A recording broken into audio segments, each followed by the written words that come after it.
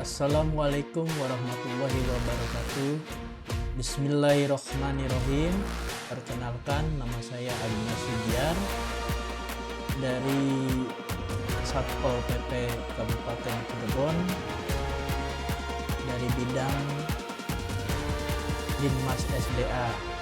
Di sini saya akan memaparkan laporan kegiatan rencana aksi P3K, digitalisasi, optimalisasi, monitoring, dan evaluasi pengembangan kompetensi aparatur Satpol PP.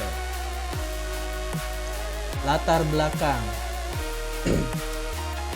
PKL berperan dalam ekonomi masyarakat, namun sering menimbulkan masalah ketertiban seperti kemacetan, sampah, dan berkurangnya keindahan lingkungan di Kabupaten Cirebon. Penanganan yang ada masih belum optimal. Sebagai Pranata Trantibum, diperlukan pengelolaan PKL yang lebih terencana dan berkelanjutan, tidak hanya penertiban. P3K sebagai bagian dari ASN perlu dibekali melalui orientasi agar mampu bekerja profesional dan meningkatkan pelayanan publik. Maksud dan tujuan: maksud menyusun rencana perubahan untuk meningkatkan efektivitas penanganan dan penertiban PKL sesuai tugas dan kewenangan. Orientasi P3K bertujuan memberikan pembekalan agar memahami peran, tugas, dan tanggung jawab sebagai ASN, serta membentuk sikap profesional berintegritas dan berorientasi pada pelayanan publik. Tujuan: mengidentifikasi permasalahan utama keberadaan PKL di wilayah kerja, menyusun sistem pengolahan yang teratur dan terukur. Waktu dan tempat. Kegiatan orientasi P3K dilakukan tanggal 25 Mei 2026 sampai dengan tanggal 30 Juni 2026 secara sinkronus dan asinkronus di kantor Satuan Polisi Pamong Praja. Nilai dan etika pemerintah Kabupaten Cirebon.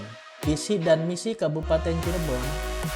Visi Kabupaten Cirebon periode 2025 sampai dengan 2030 adalah beriman, bersih, inovatif, maju, agamis, dan aman.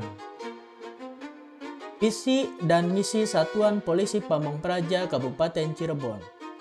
Visi: mewujudkan lingkungan aman, nyaman, dan berkelanjutan. Misi: menciptakan lingkungan yang asri, aman, dan nyaman. Tugas pokok dan fungsi P3K seksi bidang Satuan Perlindungan Masyarakat Satuan Polisi Pamong Praja Kabupaten Cirebon. Pranata Trantibum membantu merencanakan, menyusun kebijakan operasional, menyiapkan dan melaksanakan kegiatan penertiban serta pengendalian ketertiban umum, melakukan penindakan pelanggaran perda baik secara persuasif maupun represif. Rencana hasil kerja P3K, metrik rencana hasil kerja P3 selama kontrak. Nomor 1. Kegiatan dan tahapan identifikasi kebutuhan dan penyusunan SOP. Output SOP digitalisasi sistem monitoring dan evaluasi pegawai. Penerapan nilai berakhlak, kompeten, menyusun sistem sesuai kebutuhan organisasi, akuntabel, menjamin kejelasan prosedur kerja. Indikator keberhasilan, SOP dan alur layanan selesai disusun. 2. Perancangan dan pembuatan sistem. Output sistem buku digitalisasi sistem monitoring dan evaluasi pegawai. Adaptif, memanfaatkan teknologi informasi, kompeten mengembangkan inovasi administrasi. indikator keberhasilan sistem dan aplikasi bisa dicoba. 3. Implementasi sistem. Aplikasi mulai diuji coba. Berorientasi pelayanan meningkatkan kualitas pelayanan. Sistem berjalan dan digunakan. 4. Sosialisasi dan pendampingan. Pegawai memahami penggunaan sistem. Harmonis mendukung kerjasama tim. Kolaboratif melibatkan seluruh pihak. 5. Monitoring dan evaluasi. Laporan evaluasi implementasi.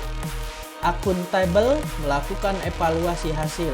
Adaptif, perbaikan berkelanjutan. Demikian dokumentasi kegiatan rencana aksi saya buat. Kesimpulan dan saran. Kesimpulan, orientasi P3K merupakan tahap awal yang penting untuk membentuk ASN yang profesional. Kegiatan ini memberikan pemahaman tentang peran, tugas, dan tanggung jawab dalam pelayanan publik.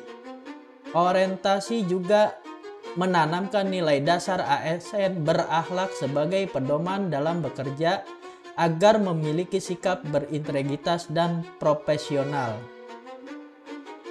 Bagi Pranata Trantibum, orientasi membantu memahami tugas penegakan perda dan ketertiban umum sehingga siap bekerja secara efektif dan mendukung pembangunan daerah.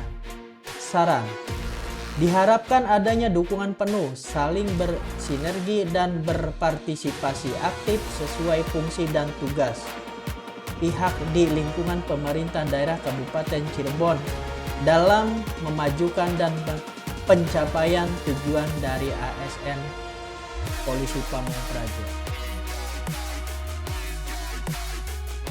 Sekian dan terima kasih. Assalamualaikum warahmatullahi wabarakatuh.